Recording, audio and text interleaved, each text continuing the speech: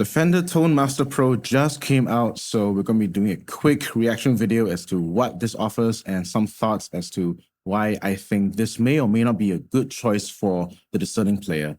Let's go. Okay, that looks very, very Helix-like. It does look as if the foot switch is not just a foot switch, it's like a rotary encoder like on the Neural DSP Quad Cortex. So I think what they're really going for is to capture the best of both worlds, like the Neural Quad Cortex and the Helix. Okay, this one's pretty cool. Just looking at the LCD screen, you can tell that you've got pedals and you've got amps, and it's very, very clear that there are pedals and amps on the screen. This is very different on the Helix, where on the Helix you have icons of various graphic design and various colors, and that might indicate to you what the effect might be, but you still need to click on it on the editor to really see what the model is. Okay, when you zoom in, yes, you can see that it is indeed Univibe in front. There's a compressor on. It's very clear from the start to the finish of the signal chain what's on. I don't like the fact that you still need to buy an additional expression control just to use the volume or the wah capabilities on this, which is my gripe with the Neural DSP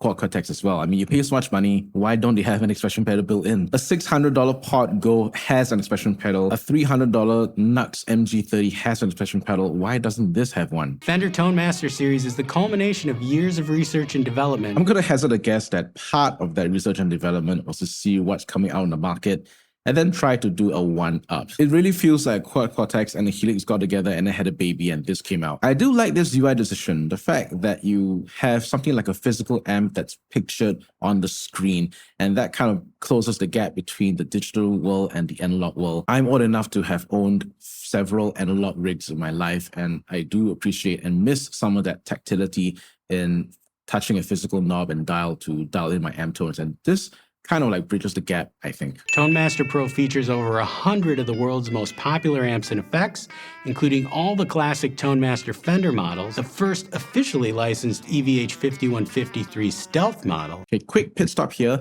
To me, it really doesn't matter whether it's an official or unofficial amp model recreation. It really just comes down to the sound and the tone of it. If it doesn't sound good, that's the bottom line. It doesn't sound good, I'm not going to use it. With a full color touchscreen, stunning graphics, and intuitive user interface, I have an opinion about touchscreen UI on a model like this. This is a floor modeler. It's meant to be on the floor. So how am I going to reach down and start scrolling through stuff and touching stuff on the touchscreen? Having a touchscreen and editing on a touchscreen necessitates it to be on a tabletop or some flat surface that is definitely not at your feet. So you are going to have a little bit of a disconnect between editing your patches and getting them to sound and feel right using your feet as in the control scheme versus having it play live.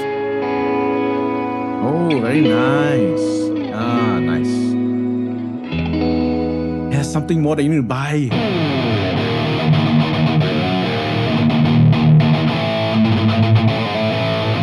Very quickly, this is pretty cool. The fact that you got a fat, heavy tone with just 2 blocks. We think that we need to have compressors, overdrives, boosters, everything in front of the signal chain and load it up just so that you have a good tone.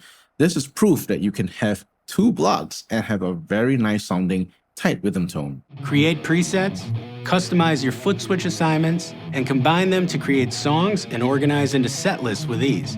Tone Master Pro's 10 custom-designed foot switch encoders make editing a breeze. All right, that's pretty cool. But again, it's a touch screen that is meant to be on the floor. So how am I going to reach over and do all this editing?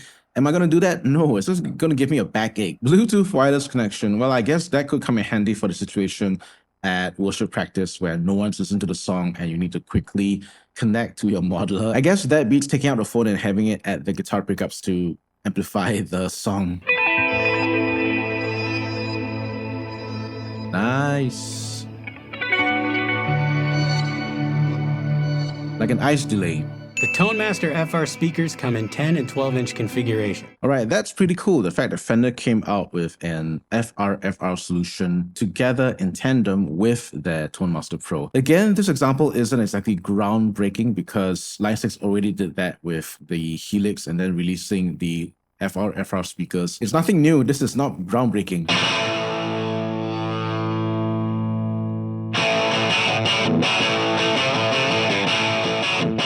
Now, they didn't show what amplifier that was, but okay, if that is going to be your AC30 style or like your Vox style kind of amplifier, it's decent. It's got a nice bite to it. So just to run us up, here are some of the pros and cons I'm thinking of right now.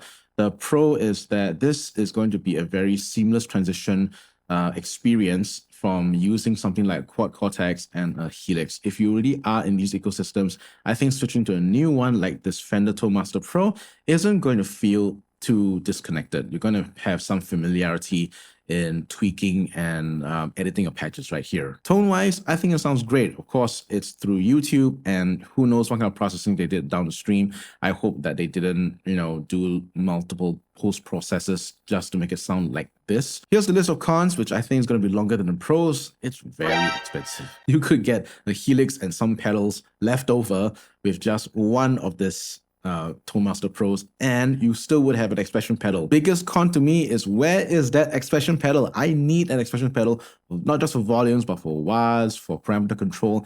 I need it, and if you don't provide it, I really hate that I got to spend money, extra money, to use it. The other big con for me is that if this is supposed to be pedalboard friendly, I think that its power solution isn't pedalboard friendly. You still need to use an IEC cable to power it up. If you don't have a courtesy outlet on your power supply like you would with the Voodoo Labs, this is going to be quite difficult to integrate, in that there's one more thing to plug into. Maybe I'm being too harsh because I haven't played with one myself and heard it, but when I actually do, maybe I might retcon this video. Who knows?